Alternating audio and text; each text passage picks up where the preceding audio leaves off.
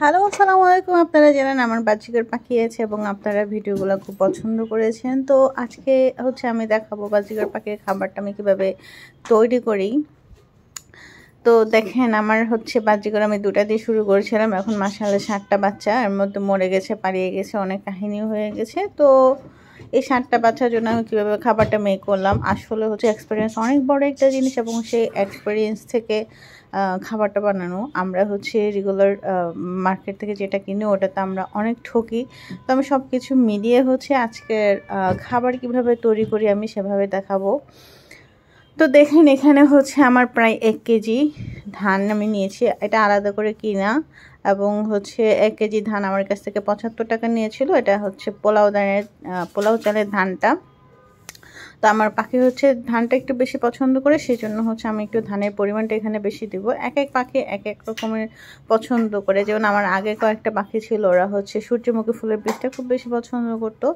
তো সেই জন্য হচ্ছে আমি সূর্যমুখী বীজ কিনেছিলাম আধা কেজি। তো এখানে খাওয়ানো ধানোর পরে আধা কেজির একটু কম আছে। তা আমি হচ্ছে প্রায় 1 কেজি ধানের সাথে প্রায় আধা কেজির মতো সূর্যমুখী বীজ দিয়েছি, এবং এটা হচ্ছে আমি সুন্দর করে পরিষ্কার করে ঝেড়ে নিয়েছি, কারণ অনেকগুলো নষ্ট ধান থাকে, তারপর হচ্ছে নষ্ট সূর্যমুখী থাকে। তো এগুলো হচ্ছে আমি দেখে দেখে ভালোভাবে ফেলে দিব। তো হচ্ছে এভাবে সবগুলো, এগুলো হচ্ছে আরেকটা সমস্যা হচ্ছে কিছুদিন ঢাকনা দিয়ে রাখলে কিংবা পলিথিনে মোড়ে রাখলে হচ্ছে আপনার পোকা হয়, সেই পোকাগুলো ফেলে দিতে হবে এবং রোদে দিতে হবে। আমি হচ্ছে আজকে রোদে দেব। তো এখানে দেখেন এটা হচ্ছে বিদেশি সিড, এটার দাম হচ্ছে সবচেয়ে বেশি বর্তমানে পাখির খাবারের মধ্যে। তো এটা হচ্ছে খাওয়াতে পারলে পাখির জন্য অনেক বেশি ভালো।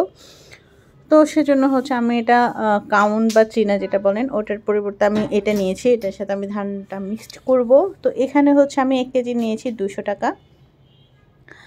তো আপনারা যদি এটা খাওয়াতে পারেন, যদিও দামটা একটু বেশি পড়ে, তবু আলাদা আলাদা কিনলে আপনার অনেক বেশি বেনিফিট হবে। কারণ হচ্ছে আমি বলছি কি কারণ। তো এখন হচ্ছে আমি রোদে শুকানোর পরে দেখেন এখানে আমি পরিষ্কারভাবে হচ্ছে ঝেড়ে নিয়েছি, বেছে নিয়েছি, তারপরে রোদে শুকিয়েছি।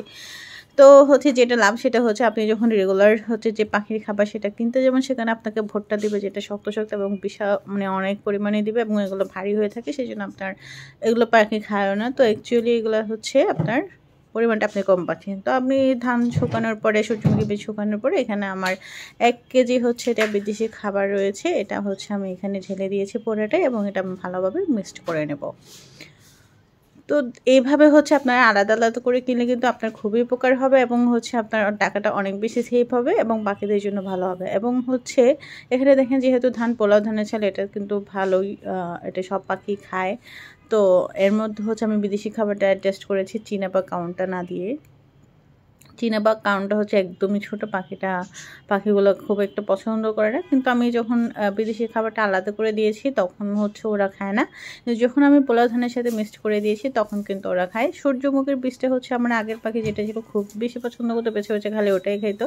কিন্তু এখন যে 7টা পাখি রয়েছে তার মধ্যে হচ্ছে 3টা আমার বাচ্চা রয়েছে। 4টা পাখির মধ্যে 1টা পাখি খায়, 3টা পাখি খুব একটা বেশি পছন্দ করে না, 2টা পাখি একটু একটু খায়, একটা হচ্ছে একটু বেশি খায়। তো সূর্যমুখীর বীজটা হচ্ছে যেহেতু এখন শীতকাল, সেজন্য হচ্ছে আপনাকে সূর্যমুখীর বীজটা অবশ্যই রাখতে হবে, এবং এটা হচ্ছে শরীর গরম রাখে, সেজন্য হচ্ছে সূর্যমুখী বীজটা দিয়ে দিতে হবে। তো এখানে আমি হচ্ছে সুন্দরভাবে মিক্সড করে নিয়ে 3টা ভাগ করে নিয়েছি। এটা হচ্ছে আমার 15 দিন মতো যেতে পারে, 15 দিন বা 20 দিনের মতো একটা খাবার এখানে হতে পারে।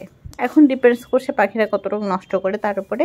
তো এভাবে সবাই হচ্ছে বাসায় বানিয়ে নিতে পারে, তাহলে সেফ হবে সব কিছুতেই।